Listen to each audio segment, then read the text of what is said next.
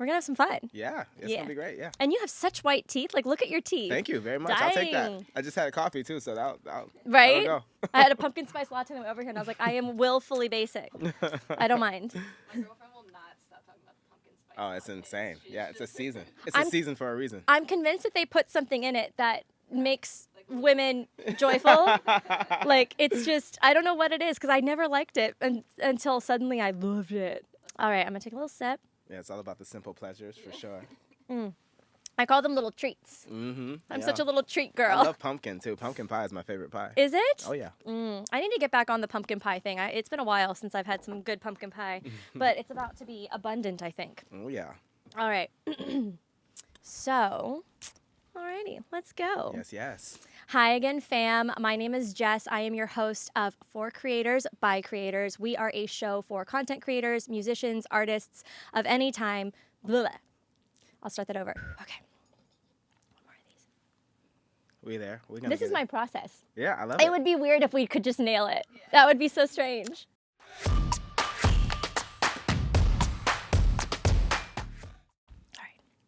Hi again, FCBC fam. My name is Jess. I am your host. We are For Creators by Creators. We are a show where we gather content creators, musicians, artists of every type, of every kind that are at any part of their journey to gather, to connect, to collaborate, and ultimately to learn from the stories of multi-hyphenate creatives who have gone ahead of us and have suffered through a little bit of the muck and the mud in order for us to have a cleaner, more enjoyable ride to the top. We want to make sure that when you tune in here, you get actionable tips that you can apply to your own journey and get closer to protecting your work, to scaling your work, and ultimately to getting paid for your work, because we're not doing free work forever, guys. That's not the jam. Today we have such a great guest to bring to you. You're going to really love this creative journey. And so please welcome with me Vo Williams. Hello. Thank you for being here. Thanks for having me. Oh, Thank you. I love it. So it's Friday. How has your day been going? It's been an incredible day. Just another day in the life of a musician, living in entertainment. Oh, yeah. You know how it goes. So some revisions today, but yeah, I'm really happy to be here. Oh, we're so happy to have you. Yeah. So you have this career that, like, it's almost garish, your log of projects you've worked on, how many of them there are and how many of them are so mainstream and brand name opportunities. We're going to get into everything. But as I understand it, your core artistry is music, right? And that indeed. You are a rapper, a singer, a songwriter, you're a producer, you do the gamut of music. Yes. But you also have like a visual art element to it. And I do. It's worth noting that our pal Rio, you're friends with him, and he saw that immediately, was like, this guy's going to be so good for the show. Yes. So we had to get you in here. Shout out to Rio, by the way. Shout out to Rio. Brother. We've done it a lot, actually. We're going to keep using your... he gave us just such a great interview, but I'm sure today's is going to be so rich and full of intel for those watching. So I would love to hear, as somebody that has had such a successful career, I'd like to hear a little bit about the beginnings of it. Yes. So when it comes to the music, what was the earliest stage of your music? Like, when were you finding your voice or your style? Yes. And you've actually created, we'll get to it, but you've created a very specific style that has permeated these projects. So what were the earliest stages of that? And then also, when were you first bringing that online to these tools? Yeah, so, I think like most creatives, we find ourselves, or we discover that we're creatives very early. For a lot of us, some of us a little bit later in life. But when I was a child, I was super interested in music. I was like dancing around the living room in my underwear with my fake guitar, and you know what I mean? But I think my journey really started when I started battle rapping, and kind of honing my skills there, becoming a better lyricist, and then actually met Rio. And Rio and I began to find our voice as songwriters, as complete project songwriters, carrying out entire visions, tones, being able to communicate and really use the medium. And then after that, my next evolution was, kind of being out in the woods on my own and finding the voice that I feel is so close to my core now, which is this epic hip hop. And I think that form of music came out of me as a combination of a lot of experimenting, a lot of growth, a lot of finding my confidence, a lot of finding my license and my right to to have my own voice and to do things the way that I like to do them. And out from that came the confidence to refine this and to make this into a thing. And then, of course, over time, I'm always learning and growing and kind of like whittling this thing into something. It's always changing and evolving. But I think that was that finding that confidence and giving myself the license and the liberty to be myself was the moment that I grabbed hold of it and I put it out, I have so many things I want to say, but first, do you know how you were able to find that license within yourself to be yourself? Like, for those of us that might still be working on getting there, was there any type of philosophy or reality or illumination that unlocked that for you? Yeah, failure. Yeah, failure and rejection, and a feeling of loneliness at times. And I think that I am just the type of personality.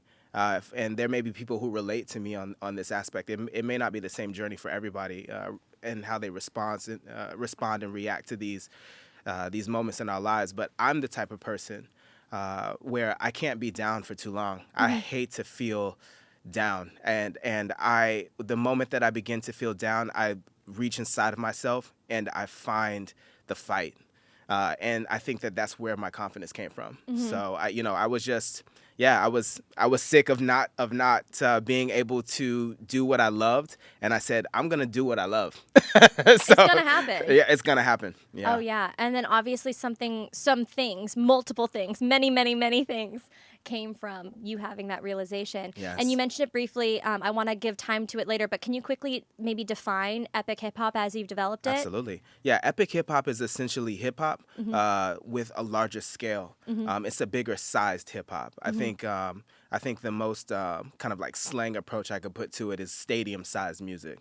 And the reason why it's defined as epic hip hop, at times it can have orchestral elements. So think like Hans Zimmer, which makes and that's a genre of music. Epic music is what he makes.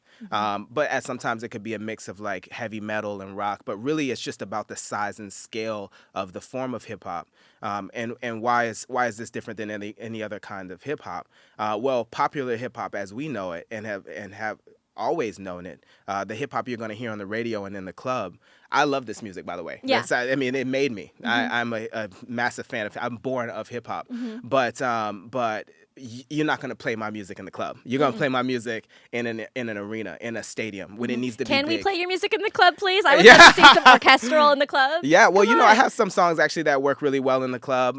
But I would say epic hip hop is just that size that you don't get on radio. Really, the thing that makes hip hop kind of very cool, as I see it, my perspective, and people can correct me if I'm wrong, is that hip hop comes from an air of attitude and of confidence. I mean, there's all sorts of artists that have different ways of using their voice, but for the most part, hip hop's known for being trend-setting. It's known for being cool, and what creates this coolness is being unmoved by anything, right? So you're idle, you're in the middle. So what does that mean? If something bad happens, if my ops are after me, or if I get dumped on my girl, it's all good, moving on, swag, right? Yeah. And then also on the other end, I just bought a Lambo, I just got a chain, whatever, swag, right? Yeah. So you're staying in this middle, but I'm a very vulnerable and expressive artist where, when I want victory, I'm like screaming at you like a heavy metal, you know what I mean? Like it's very emotionally vulnerable, and I take those very volatile swings with my voice too, and I don't really stay in that idle center that you might hear a lot of like radio or like club music stays in that very idle, cool center, Yeah. I'm still cool, but I'm more like emotionally you are. vulnerable. Yeah. So. Well, and as we've seen with these conversations with several other musicians and artists alike, when you put that vulnerability into your artwork, I feel like it becomes visceral. It's something people can feel. It penetrates whatever it might be. If it's fueled by, like, if it's supposed to elicit rage or victory or like or primal, desire, whatever it is, it's gonna penetrate that part of our psyche and our skin even. Let's if go. it's joy, if it is hope, if it is community, if it's rallying people around a cause that's meant to change the world, right? Like I've been harping on it from day one here that the art that we put out has the capacity to alter existence Yes. for large groups of people. Yes. And that's why I'm always so grateful to have the opportunity to highlight some of these creative processes and struggles, and also just the unique stylings. Mm-hmm. Like, one of the questions I have, because I tend to just go deep into each question, if that's okay, I is love when it. you were talking about finding your style, you said you kind of went inside and found your fight. Yes. Right? And it's ironic because I saw on your list of just endless, I could even like list them off, but one of the ones that came up was Creed 2. Oh, and yeah. it's ironic because for me, this isn't necessarily for my artwork, but this is just for me as a human. Anytime that I need to like get my act together and get Yeah. my butt up off the seat and just Yes. start moving, I go to the Creed movies or to Yeah. like sometimes I'll even just go to the montage scene in like a Yes. Rocky or whatever when Oh, they're yeah. getting their ass kicked and they're just like, Oh, yeah. they're sharpening. Mhm. Because it's just, you can't watch that sitting down. Right. Yeah. Right? Like, if Absolutely. you do, there's this weird tension of they're working really hard and I'm chilling. Uh-huh. I need to get up and do something. And Yeah. also, I noticed with the Creed movies, like, there is so much of that big, comprehensive hip hop. Yes. Like, those movies, I listened to those soundtracks. I'm just so curious. Can you tell us which song on that was yours? On Creed 2, it is one of my more romantic songs. Ooh. It's a song about love, and it's called "I'm Not Your Hero." I know that one. Yeah, and as you mentioned in Creed 2, a lot of that form of hip hop that you're hearing, we were at the forefront of creating that genre. So Creed 2, by the time Creed 2 came around, we had already been creating this music for years and years, and making it available and accessible to other artists, even mainstream artists. So, so Creed 2 is packed full of that stuff. So, yeah. And so the first part of this question was for you, when you need to get up, when you need to find that fight, and when you need to, like, step back into your space or your power, or your artwork. Yes. How do you source that fight? What does that look like internally for you? I feel every day I'm being given the opportunity to find the fight. So it's just I have a deep life experience, and I've been blessed with a deep life experience, a lot of deep lessons in my life, and I've also been blessed with the ability to go there, to go back to those spaces. So I'm at a point now in the earlier stages of my career when I was working with filmmakers, video game people, video game producers, trailer producers, etc. I would need to go into it and service the project as a contributor to the project via brief. They would give me a brief for what the project is about, and I would have to go and find it the way an actor would find themselves in a character. But now the music that I make is 100% provoked by inspiration. And so I just create music and I put it out.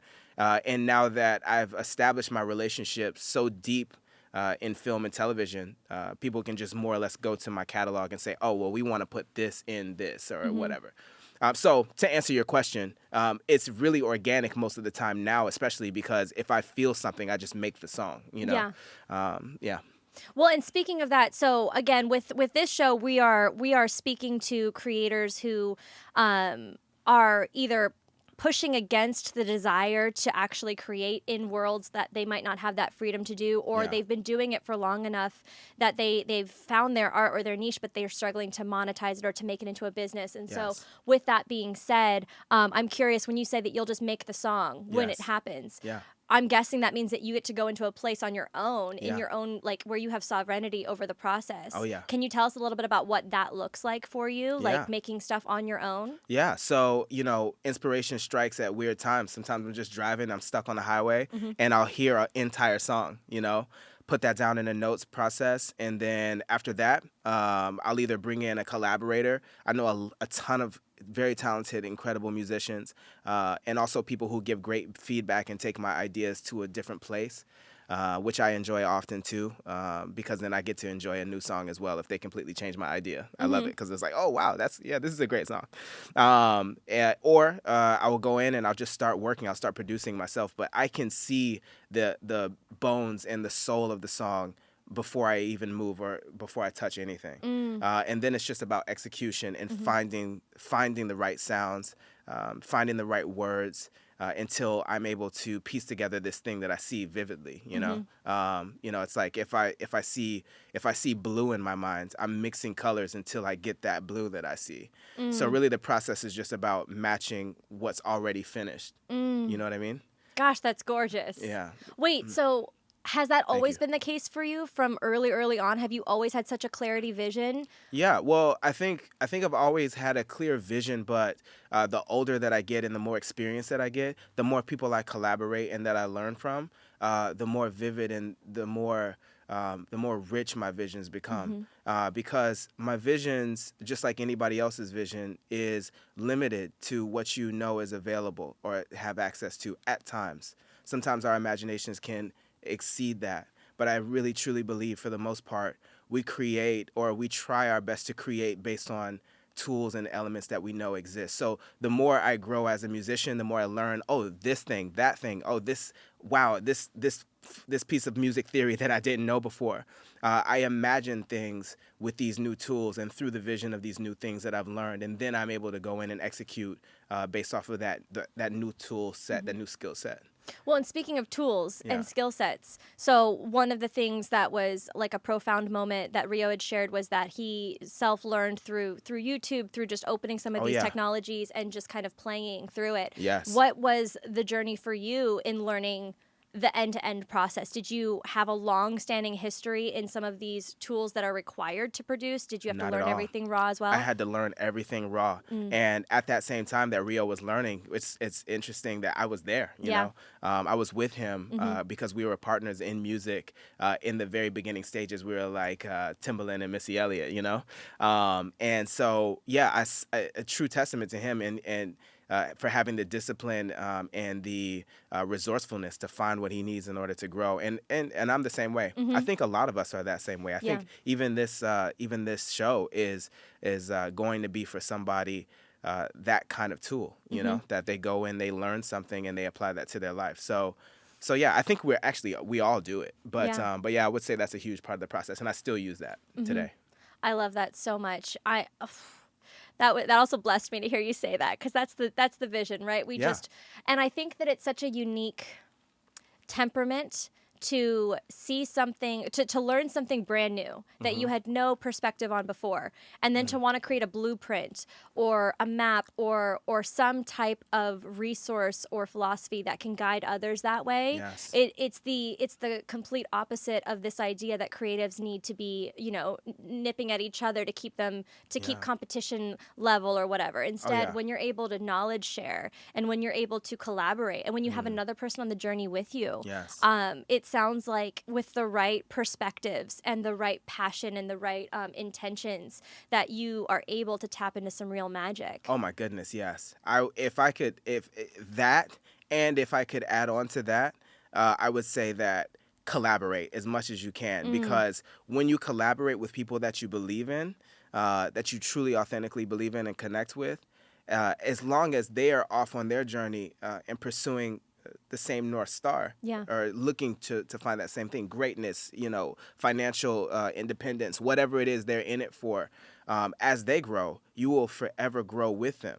Anytime somebody that I've collaborated with wins an award, my song streams with them go up. I own that music with them. So, or anytime they sync a song in a film or something like that, or they gain traction, or they get a huge break on a appearance on a TV show or something like that, this is indirectly and very directly growing my career as well, because we own property together. Yeah. Collaborate with as many people as you can, own things together, even if it's just one song, and as they grow, that one song that you have with them will grow. So all of the stuff that we've done, even as recent as yesterday, is feeding in very real ways people who I've collaborated with 10 years ago. Yeah.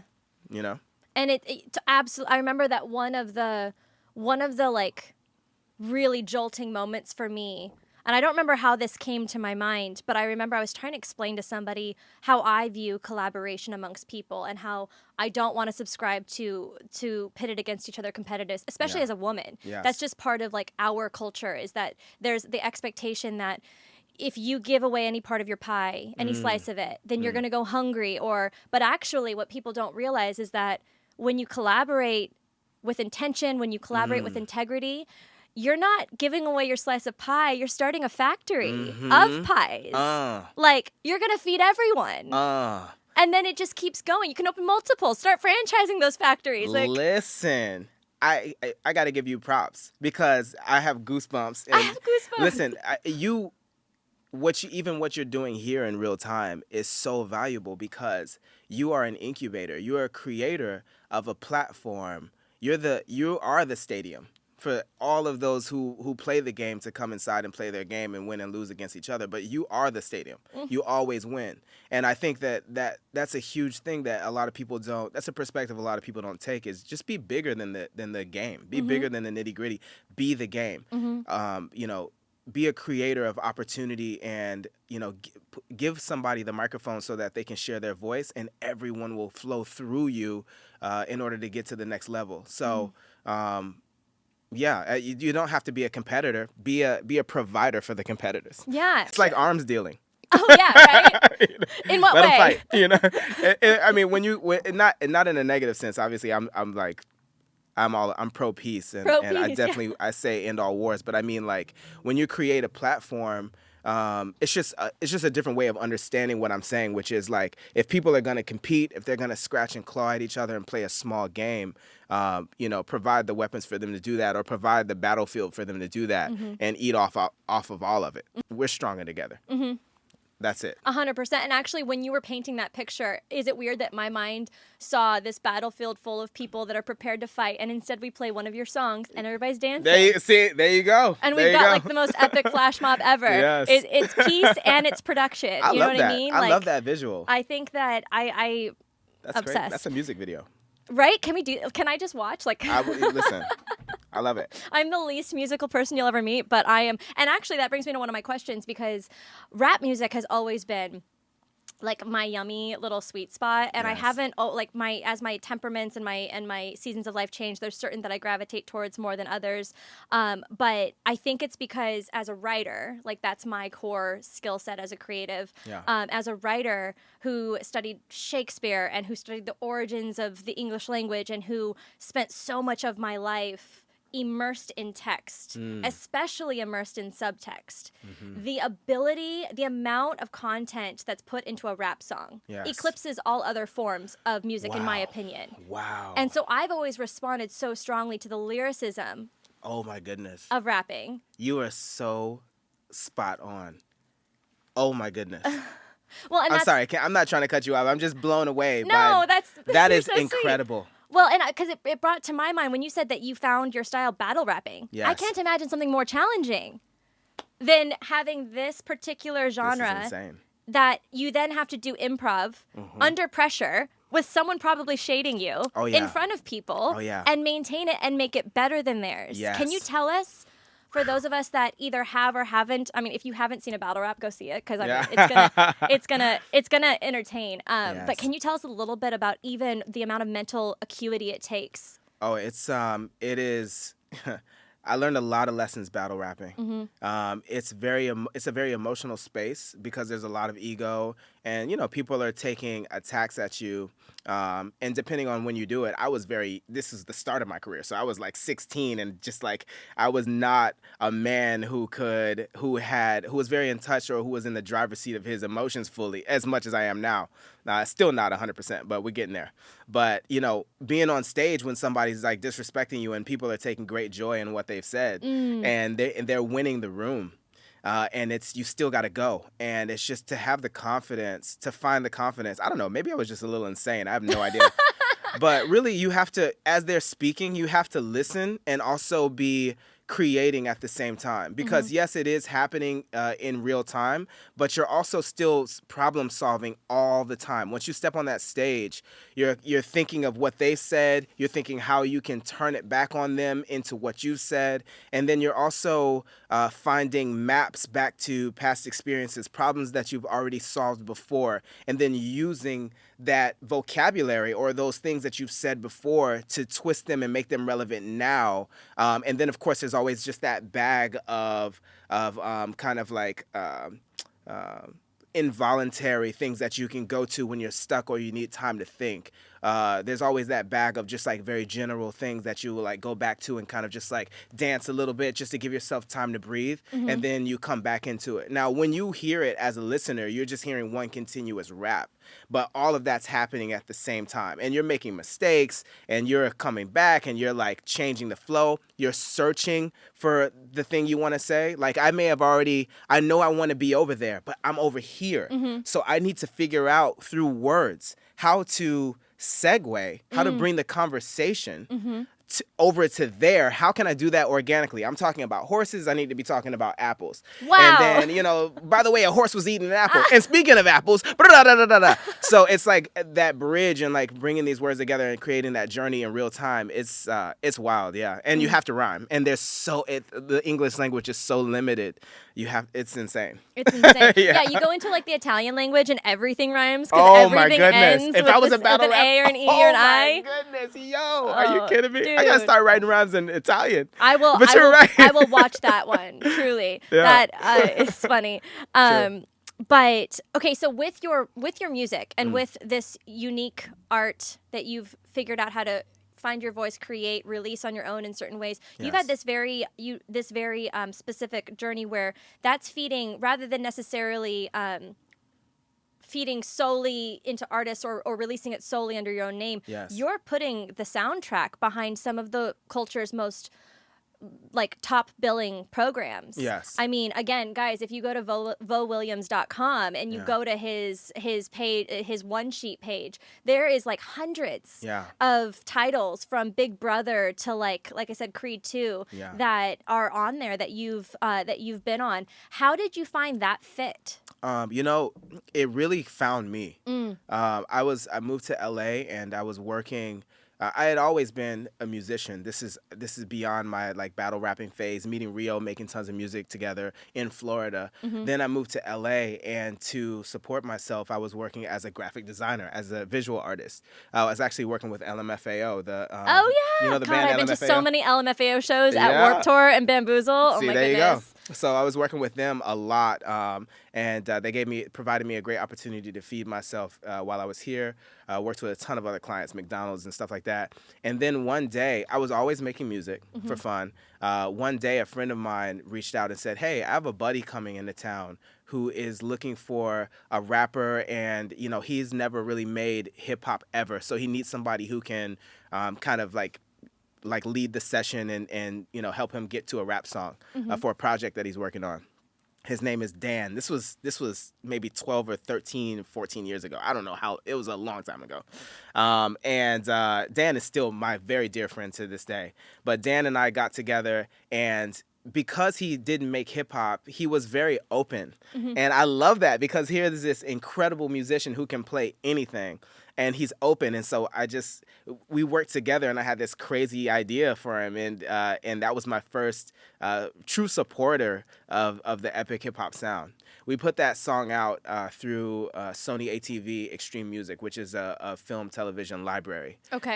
And I understood kind of what it was about, but I'd never done that before, so I had no idea. And from there, it just went crazy. It broke all sorts of records for Sony ATV. It broke all sorts of records for Extreme Music, because no television show had hip hop like this. Everybody was trying to sound like whoever was on the radio at that time, And here's this like epic hip hop. Like, oh wow, of course this works great in the trailer. It's like everything we need. There's like strings and there's energy, and this guy's like screaming his head off. And so once that landed and it was a huge hit, I knew that finally I'd found my space for my sound, and it was just wildfire from there. So really. Obviously I developed more projects and put those projects out, but really over time I was the only person kind of doing it. So people sought after they reached out to me to get the music, because I was the only one. I was easy to find. I was easy target. Yeah. So I had a monopoly on it for a very long time. And then, as it became more profitable, I think a lot of other people saw the potential in epic hip hop, and they started adding music like this to their catalogs. And I think even like now, Will Smith just actually released a song called like Redemption or something like that, where it's like it's epic hip hop. Okay. Yeah, so that's essentially kind of like how it started and how it began to grow. And the reason why I have like over 3,000 placements is because for a very long time I was the only one focused on making this kind of music. Yeah. And it works so well to film and television. So Oh, yeah. Yeah. Well, and that, again, speaking to the audience, I think that's so powerful because it's like we've touched on in the past with the show, we've touched on how to find your niche and how to find your one of one offering where you are truly the person in this universe at this time in space and time that can do it. Yes. That's important, of course, and being able to have some flexibility and some rigidity in protecting that space and in growing it, being teachable and consistently learning. But I think it's also worth noting that one of the main takeaways almost every time we have someone on here and ask them to say like one last thing to whoever's watching, it's don't be too scared to start. Yeah. Like, don't let your inner critic or your fear of being rejected or that it's not ready or that it's not perfect or that it doesn't matter stop you from putting it out there. And to your point, by leaning past that and doing it, you got to be one of one for enough time to spawn a genre. Yes, absolutely. Like, that is so cool. Yeah, it's because been great. then at that point it's just imitation is flattery. And to your point, we're still making the flash mob like battlefield. Yes, exactly. So if all of us break out into like strings and somebody's out there battle rapping, like that would be good fun. Yes. I apologize if my questions are all over the place, but I love it. given the fact that you have the string and the orchestral element to your music too, how did you learn that? Like I'm It's just by ear. You Okay. know? Most of the musicality that I use is all just doing what I think feels good, and searching again for the right colors to paint that picture. And then once you find it, stacking it, finding the harmonies, going into other progressions. I don't know. It's just in me. I just feel it, you know? And you know what's funny is I actually don't read music at all. Really? I don't at all. And Wow. I've had people transcribe my music who do read, who are, a little bit more experienced in that side, that very technical side of it, and understanding theory, etc. But I don't read at all. I just know what sounds good to me and what doesn't, you know? Wow. Yeah. That's so cool. Yes. So it's also, you don't have to be bound by any traditional system, or you don't have to listen to people say you can only learn one way. Absolutely. And, and keep in mind, too, like a lot of my music, too, I am a huge proponent of collaboration. So, I can bring in guys who are like only writing or women who are only writing strings or only writing piano. If I hear something from somebody and I'm very inspired by their skill set or their ear or how they see music, I can always collaborate with them, and I can, advance the vision through their experience. So a lot of times too, like those are people who are coming in and arranging strings and stuff like that. I have a song called Godly with this guy, Tommy Prophet, who is an amazing musician. And, for example, he produced and wrote the majority of that instrumental, if not all of it, and those strings are strings that he had arranged. In my song with Apache, those strings he arranged in Prague, and then put them into his composition. So really, there's so many different ways that we get from here to there, but we always get there. We always get there. We always get there. Oh yeah. Yeah. And so, given the sheer length of your catalog, as you said, is there a specific project or a specific song that changed your life? I would say the very first one that was on TV was it, and after that, my life is constantly being changed. Like I would say, for example, like some of my milestone moments would be like, working with the Tampa Bay Lightning and them winning a championship, and then I get to drink out of the Stanley Cup. That's insane because that's also the first time I ever performed live ever. Oh wow! And I was in front of 20,000 people for 4 or 5 different nights, and then right after that, Milwaukee Bucks in front of 100,000 people, 80,000 inside, 20,000 inside, 80,000 outside. Wow. This is my first shows ever.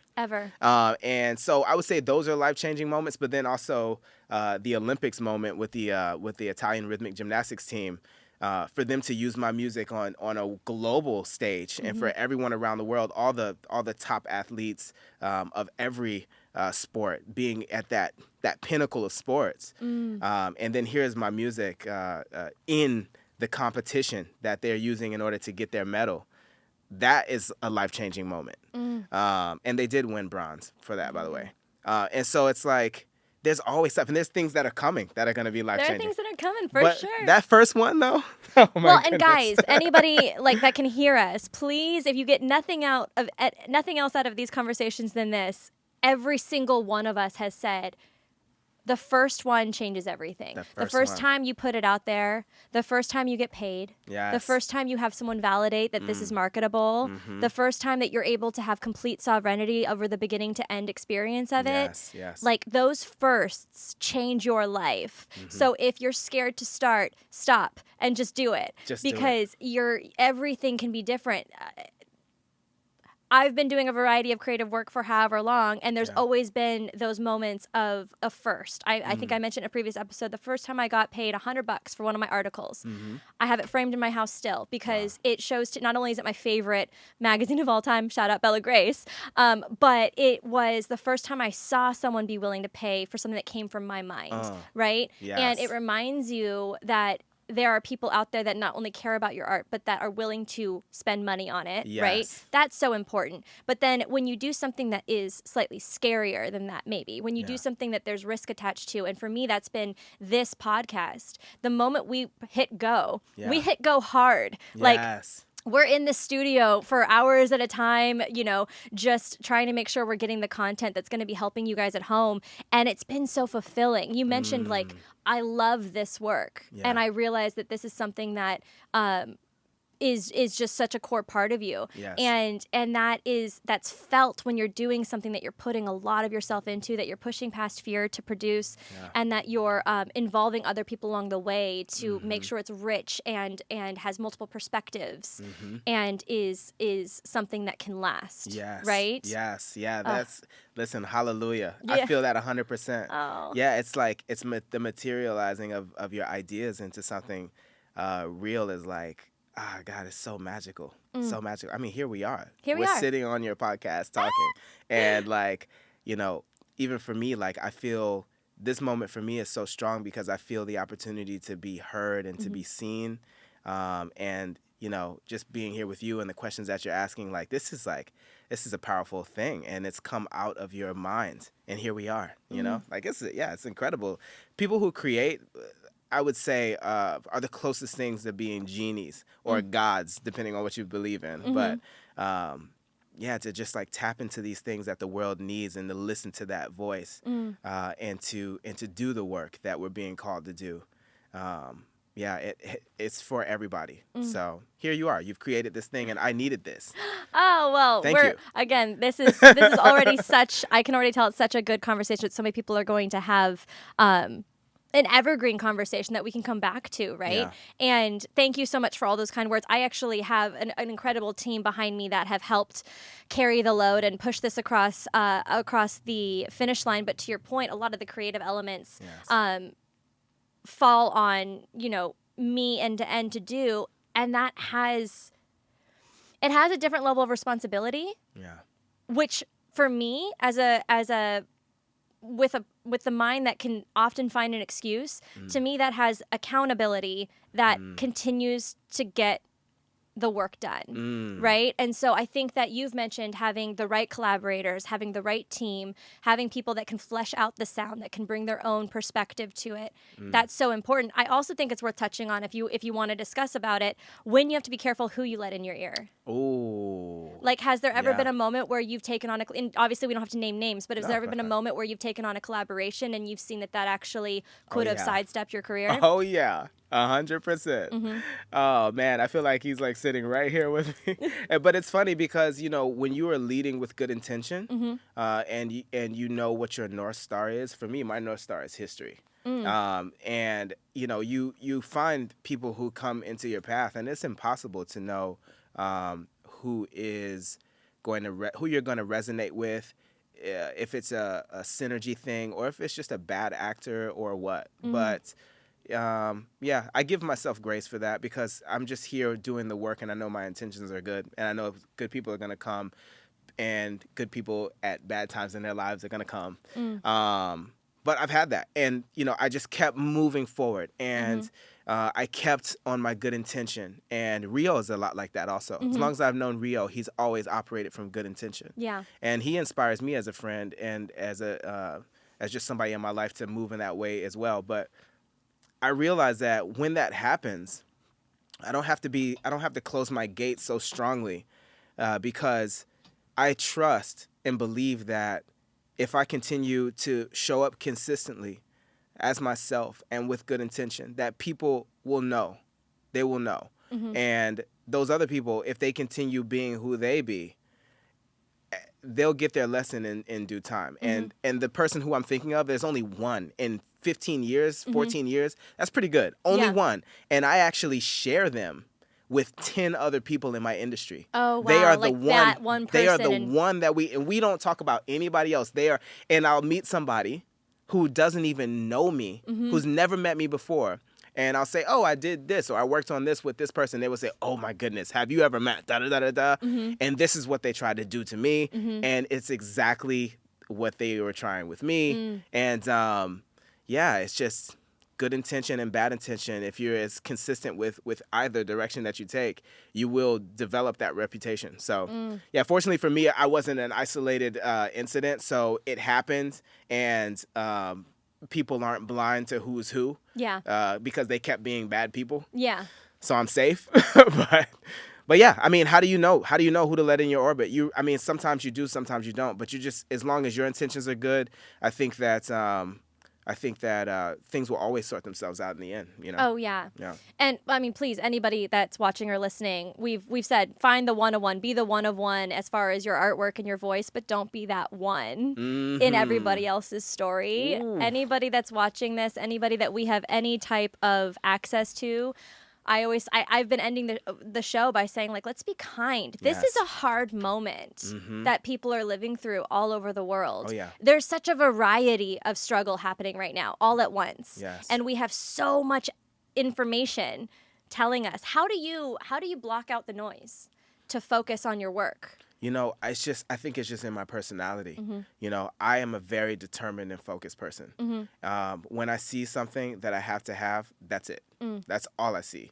And I see the world through that lens.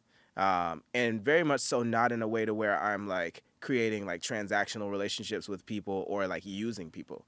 But I'm a creative person in that I can even do this for other people. When people tell me what their goals are, and they say, "Oh, I'm stuck." I can see like, "Oh, but what if you did it?" And this is just how I live my life. Like when I see what I want, everything in the world turns into a tool.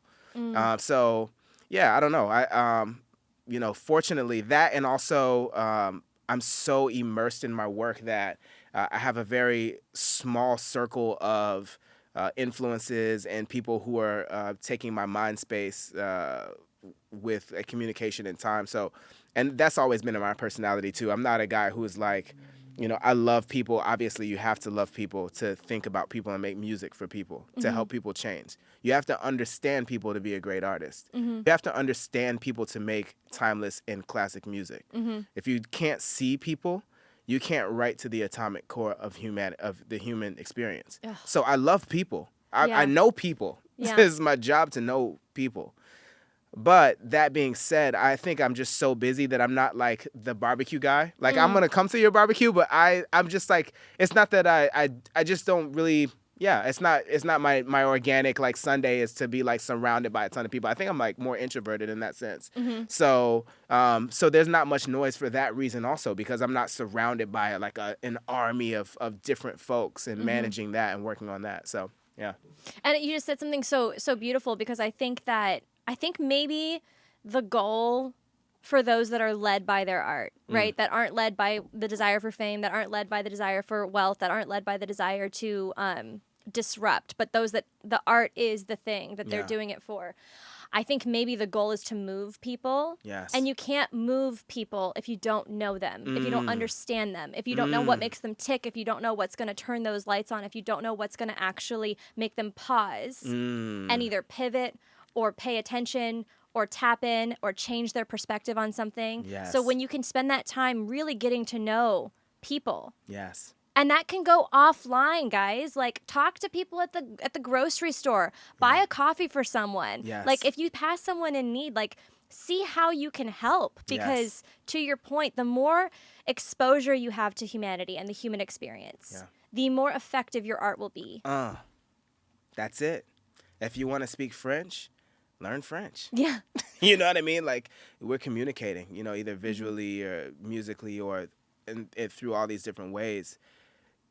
When you know the language of the people, you can be even more effective. That's something I learned from watching Tupac. I actually used to hate Tupac. Really? Yeah, I'll admit that as a rapper.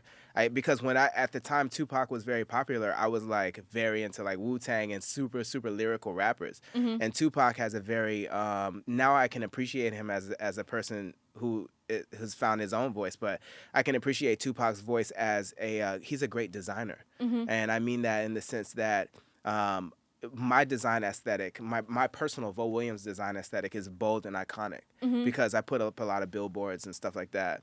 I want for people to drive past something and to be moved by it, but also to understand what it says and remember it within a second. And it's hard to do that in a visual that has a lot of information. It has to be very basic and very bold. And so I learned that Tupac used his words in a very bold, logo-esque, smartly designed way, whereas other rappers said a lot of, everyone has different flows.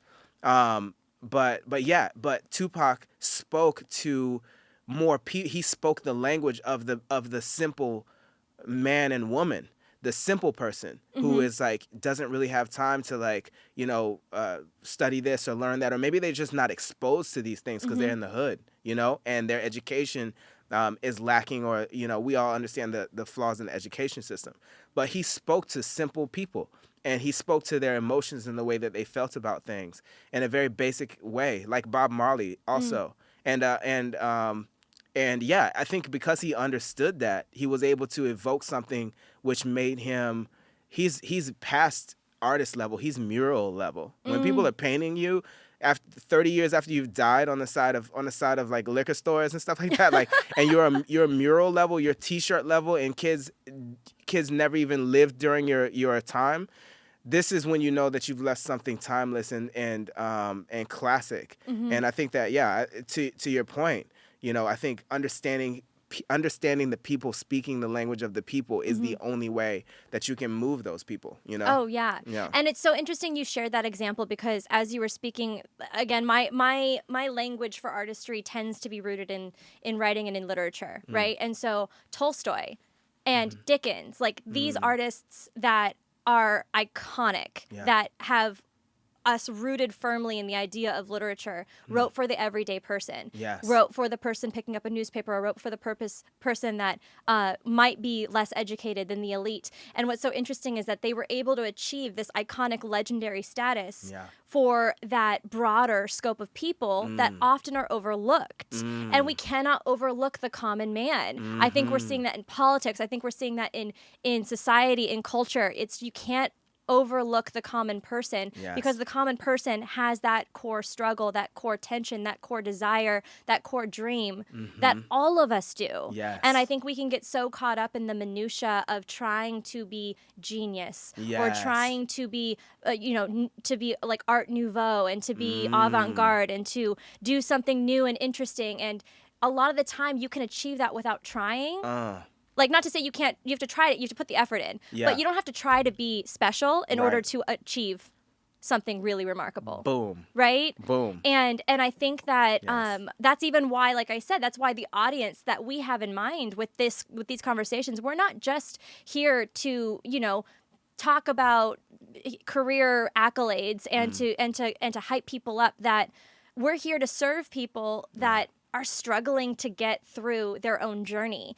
And the stories like the ones that you've shared already, and you have such a beautiful way with words. Oh, thanks. I appreciate that. It's beautiful, and you obviously are through and through an artist. One of the questions I had has to do with, given that you said your North Star is history.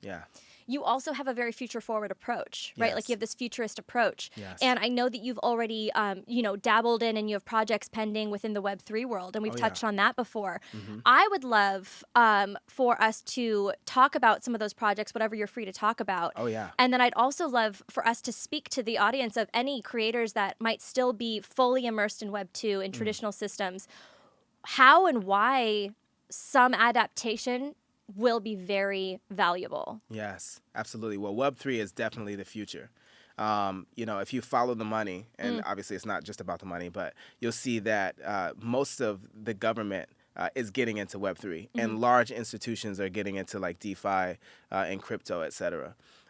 Everything is going there. And, I saw it fairly early, obviously not as early as some, but fairly early.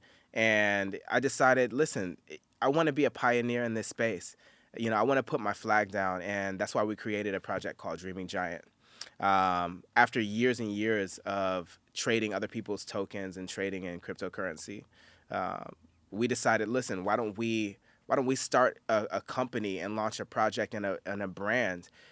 Because we know ourselves. We know that we're operating out of trust. We know that we're operating out of transparency. We know that our North Star is history. Why don't we bring that value into the space and kind of be essentially leaders who can help form the sentiment about cryptocurrency and Web3 very early. So that's why we started that project. And I definitely would encourage anybody who's existing in Web2 to look into different ways to put their art, to put their music on the blockchain, and because it gives people an opportunity to really buy into your success and to share. Kind of like share your story with you, share your journey with you in a very practical way, Yeah, because correct me if I'm wrong, I'm not the expert, but from what I've seen, the Web3 world, not only obviously is it intertwined so closely with currency, Yes. but the community aspect of it, the close-knit support, connection, resource sharing, etc. That's what we have envisioned for even like we have like a Slack channel and a Telegram we want to start, and things that can allow people to connect offline. Yes. And then also even just as far as blockchain can protect ownership and Yes. and track something truly and inarguably for the rest of time. Yes. Assuming we don't have like a solar flare or anything just knocking off the grids in the Yeah. meantime. Yeah. I think that's so interesting. And I guess maybe for the layperson like myself, when it comes to Web3 in the context of content creation. Yeah. Is there a natural first, like let's say for other musicians, Yes. is there a natural first step that they go into in exploring that world in relation to the art? Oh, absolutely. You can actually mint your music on the blockchain as NFTs. Really? You can do a limited NFT release of an album, let's say like 1,000 copies, and your true fans will be able to invest in this collector's item. Really, if I guess the way that I would describe it, NFTs and the blockchain is like a really intricate thing with a lot of sides to it and a lot of benefits to it as well, a lot of utility. The way that I would describe it to like my grandmother, Yes, is that's true, because that's so true. Please. the way that I would describe it to them is, it's not a scary thing. It's just a way to authenticate a thing. It's a way to create a protection around a limited collectible. It's many things, but it's also that. So, picture, if you will, a signature on a contract. Well, and an NFT that you own, everyone can see on the blockchain that you are the true owner of this particular property. So I would say it like that. So if you're looking at your music, if you want to do limited releases, you can also, not only will it be a digital certificate that you're offering people saying, listen, I'm one of 1,000 people that own this thing that will never exist in any other space forever. It can grow value in that aspect as well, obviously, because things that are limited supply can grow value over time. They can appreciate. But you can also send physical copies of your album to those people who hold this certificate or this NFT as well. So if you mint, for example, one of my songs, not only can you own the actual NFT of it, which I can send you an audio file, or it can just be a picture of the artwork. From there, I can send you the vinyl, and you can own the vinyl as well. So there's so many different ways to use it. It's got a lot of utilities, and a lot of people, because it's so fresh, people are creating new utilities for it every single day. Yeah. Right now, there's somebody working on something for music, something for art that hasn't even come out yet, and it's going to have a utility that we haven't even thought of. But so far, these are some of the things that people have been able to do with music. And actually, we keep bringing Rio up, but he's a great person to bring up. Yeah, he is. Rio has Rio's my very good friend anyway. I will support anything that he does, but I actually own artwork from Rio as an NFT. And so, I was able to go in, and his process, instead of it being like a limited 1 of 1,000, his process was one to where he had one piece, and that piece forever is only going to be that one piece of art, and people could go and they could bid on it. And I won one of those auctions, and I was able to take one of his pieces. And so now I'm holding this piece, and I can just appreciate it. It's a great store of value. It's a great way to for people who believe in you to kind of diversify their investments in a way. And it's an awesome way to share your work and to create that community aspect and give people ownership who support you and who love what you do. And what a cool time to be alive. Yeah. Where all of this stuff is not only developing in real time, it's developing so quickly. Yes. And we're having just whole new worlds, whole new dimensions open up. I think a lot of people might be gripped by the uncertainty of it, or maybe the fear of, well, actually, you know what? One of the things we haven't talked about yet is what really is the tension between, let's say when it comes to generative AI. What is the tension for you as a artist with that? Because we've seen where it can truly be a tool in your arsenal. Oh, yeah. To scale what you're doing and to add dimension to something that you said you get the blue and you're trying to match that. But there are people that might not be able to quite do that, and they're still really skilled at their craft. Yes. And sometimes the generative AI tools can help them get there. Yes. What is your experience with it as an artist? So our project, Dreaming Giant, is, we use a lot of generative AI to build the content for this project. And the way it's servicing us at this stage in that project, Dreaming Giant is going to be a film, an animated film. But the way it's servicing us is it's giving us an opportunity to fast track or streamline, finding what the characters should look like, some of the basic elements of the environments.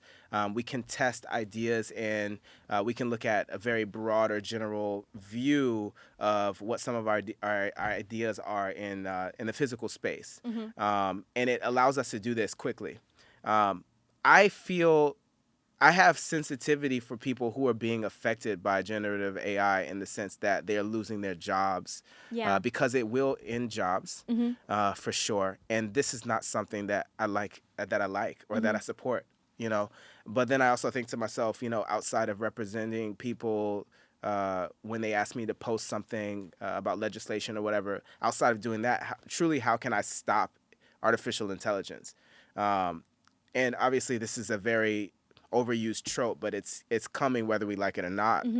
Is the truth. It's also important for me to remember that no matter what tool you put in the hands of a creator, we will always be. Not that it's a competition, but people are gonna know who's who. Yeah, I've seen. Since generative AI, let's just talk about visual art, and there's also generative AI for music, so I'm not being a hypocrite here. But I've seen people make, SpongeBob and Will Smith eating spaghetti, which is great. If that's what you want to see, very cool. But then I've also seen artists create gowns made of crystal and glass while they're walking down an intricately detailed golden runway while gods are enjoying a fashion show. And you're just like looking at this beautiful work, and then they make it move. And you're like, what am I looking at? Yeah. And so whoever is wielding that sword will create whatever, and you'll always be able to tell. There's always going to be a difference between good ideas and bad ideas. It doesn't matter. You can't put generative AI in the hands of a 16-year-old and they just press a button maybe some 16 if they're Savants. yeah, savants at 16. Yeah. It's not an ageist thing, but I'm just using this to generalize. But you can't just put it in the hands of your little brother and then put it in the hands of like me or like Rio, Yeah. and they're gonna compete with us. You Yeah. know? Because not only are we bringing in real life experience that's being unlocked by this new tool, things that we've been dreaming of for 10, 15 years. Not only are and things we understand, lighting, prompting, overhead lighting, softbox with a blue gel on the left, backlit, camera movement, zoom in, bird's eye view, zoom, like Dust these. flex. Yeah, there's things that we know, Yeah. which will captain this machine into a very specific vision and consistently. First of all, it's here, but I think what it's going to do is just advance good ideas even more. Oh, if people with those great ideas decide to use it. Well, and I love that you put it that way so much, because I've seen that to be true. And I don't want to speak for artists, right? As somebody that considers myself creative, I realize I have just my own lived experience. Yeah. But when I've spoken to artists and asked, it seems like those that actually possess the true artist imagination, Yeah. right? Like that's the X factor in what's Yes. going to make great art that is aided with AI and just machine-based content, right? And also, it's worth noting for anybody Yes. that is fearful of AI, I need to find out the actual, I need to refresh the actual statement. But I had seen that they were doing a study of the content, the AI content that had been trained on human-made creations and human-made content, and then the AI that was being trained on AI content, like cannibalizing itself, and it just got dumber. Oh, wow. And so the human is, I truly believe in my core, in my gut, I do believe that the human will always be an essential Always. part of the Always. creative process, of the earth experience. As long as we have an earth here to experience, I think Yes. it's going to be necessary. And I think that when you are able to unlock creativity and imagination with those tools, it can be so complementary. Oh And my you goodness, yeah. mentioned that people will lose jobs. I don't know if it was Jeffrey Hinton or one of the other godfathers of AI, but I remember them explaining it so beautifully, where in front of, I want to say it was the Senate, they were calling a meeting saying, we need to be mindful and maybe slow this down a little bit because it's getting pretty fast and it's going to move really far. But rather than having that pause, that call to pause, Yes. be rooted in fear and be rooted that the machines are going to eat the humans. Right. They said, no, humans have always adapted. We had the Industrial Revolution and that Yes. changed everything. Yes. We had the Renaissance and that changed everything. Yes. Throughout all of humanity, we've had to start and stop again. Yeah. And they mentioned that humans have this inherent ability to adapt and to create new industry, to create new jobs. And so while some of those more traditional jobs that we've lived up with the last 200, 300, 400 years might be absorbed by AI. Yes. Get creative. Get creative. Figure out how to train AI really well. Oh yeah. That will be such a skill set. It's already gonna skill set now. They're hiring people who can they're hiring super prompters who can captain the ship. And in my mind, I think the only organic next step is the appreciation in value for things that are human made. Yeah. So it's all AI. Each AI, I mean, we talk about AIs as if it's this one soul that is gonna, but really each machine is a person's proprietary AI, right? So this is a Shure microphone. There's also the Neumann microphone. This is not microphones, right? Yeah. But AI as it exists still does kind of have a quality and a style and a look to it. Of course, the general public, people who are not the nerds like us, they won't know the difference. I know we think that they will, but they won't. They'll grow a taste and a flavor for it, of course. I've seen that. You're talking to a rapper, so I've seen this happen. I know they will. When you think, oh no, they're gonna know what the good stuff and the stuff that people and the bad stuff or whatever, people will weed that out. They won't. They'll build the taste for it and it'll become cool. But I think once everything becomes so saturated with this style and everything starts to look the same and oh my goodness, everything is AI, it's going to be those artists who come out and start doing stuff with their hands again that are going to go viral. Oh, yeah. It's even when you look at even when you watch TikTok and you see somebody just playing the guitar and just playing something beautiful on the guitar or the harp or something, it's like there was a time where that was just a thing that just people do, and you just tune that out. Now it's so interesting to see that people practice things and they can do incredible things in real time with their bodies and their minds. And I think that that's what's going to happen with AI. So if it doesn't happen with AI, I would say that instead of spending a lot of time fighting AI, I would almost suggest, as artists, what we can do is get ahead of this early, and start marketing and branding human-made things as more valuable. So instead of like spending so much time trying to reject something that's already here and growing fast, why don't we start marketing and branding our handmade products as human-made? Yeah. Here's this human-made thing, 20,000, and like really start training the marketplace to value human-made things as more valuable. We do actually have control over that, and it's all about how we frame things and how we box things and what price tags we put on things. Now is an opportunity for us to think creatively on how do we use this to frame ourselves as more valuable as human beings. Okay, well, everything's AI. Well, I made this with my hands in a week or a month, which will be a lifetime to kids in like 10 years. Yeah. You spent a week on that? What? That's going to be insane to people. Yeah. Yeah. $100,000.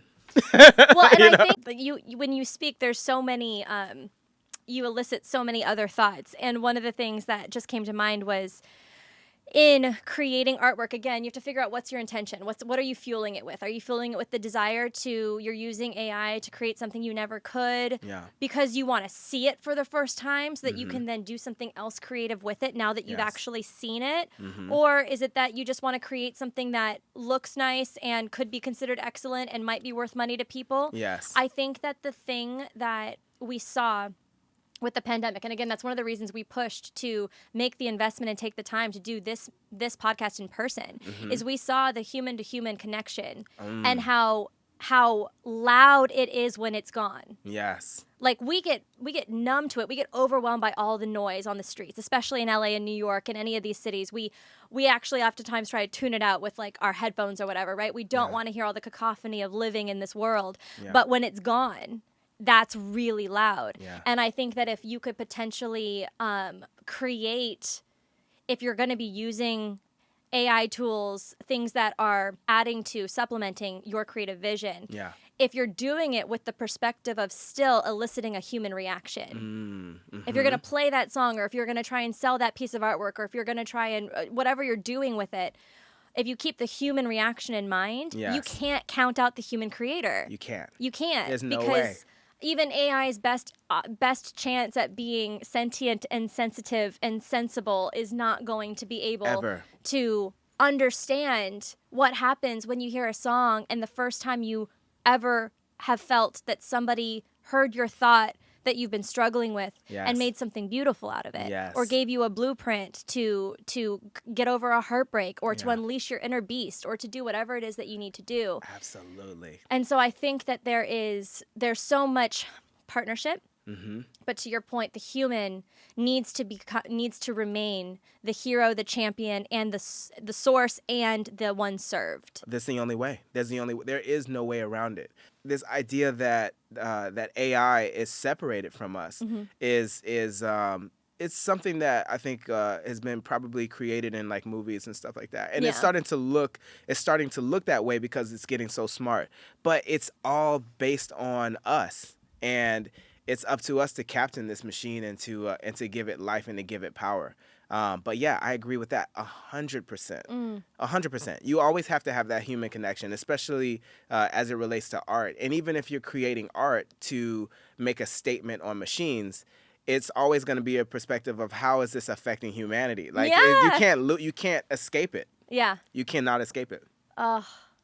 I have loved this conversation so much. I know we're just about to run out of time. So real quick before we wrap, is there any last part of your journey or any last piece of advice that you'd want to talk into the camera and give to anybody listening that is facing something that you've lived through? Yes. That might speak some life or some insight into it for them. Absolutely. Oh my goodness. There's so many things that I could share. But the one that I would choose today, and this is actually resonating with me because this is something I'm going through currently in my life. there will always be a reason to stop. If you have an idea, trust in your idea and believe that if it's your idea, that there will at least be one other person who shares your same need, who shares your same desire to see that idea come to life.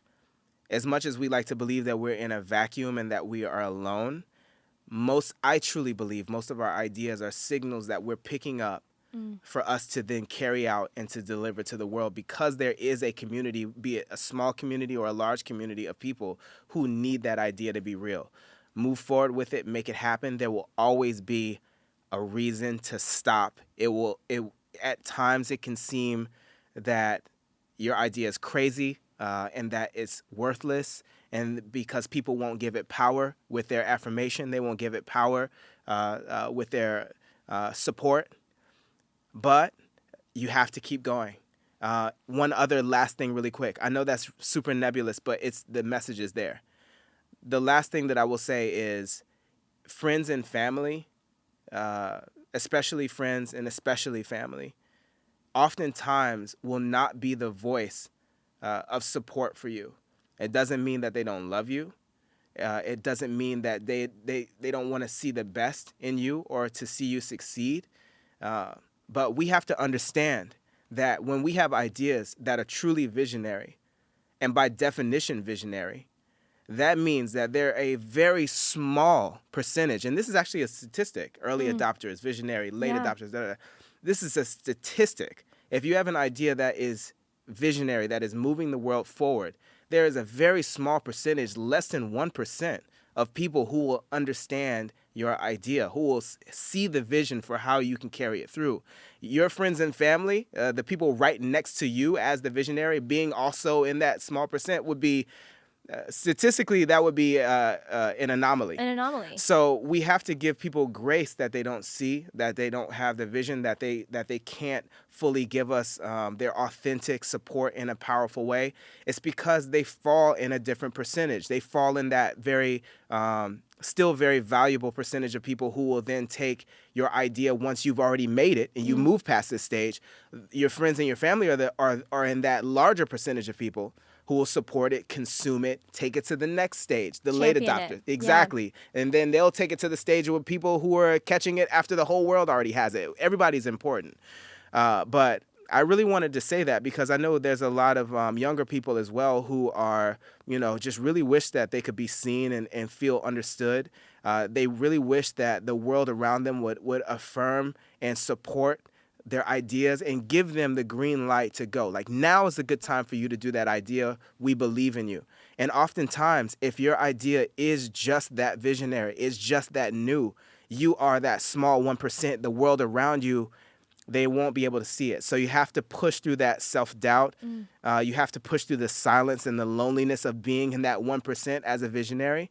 And you have to continue to move forward and to carry it out so that the world can have your idea. Yeah.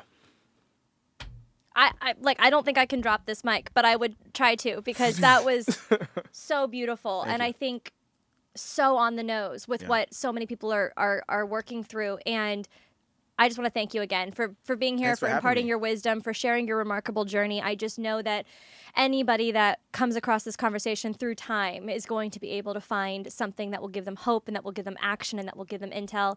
So you're exactly the type of voice that we love to have here. So again, thank you for making the time. Thank you for having me. Of course. It's been such a pleasure. And for those of you at home that are watching, we're just grateful for you guys. And Vo just said it so well. The human desire to be seen, to be supported, to be connected, and to get through struggles, not feeling alone, is part of the reason we have this. So I encourage you at any point in this podcast lifetime, just speak up and announce yourself to the community and let us see you and let us figure out the best way to serve you and let us know what kind of creative journey you're on and what kind of creative struggles you're facing so that we can be sure to be speaking life into exactly the places that that people need to be hearing.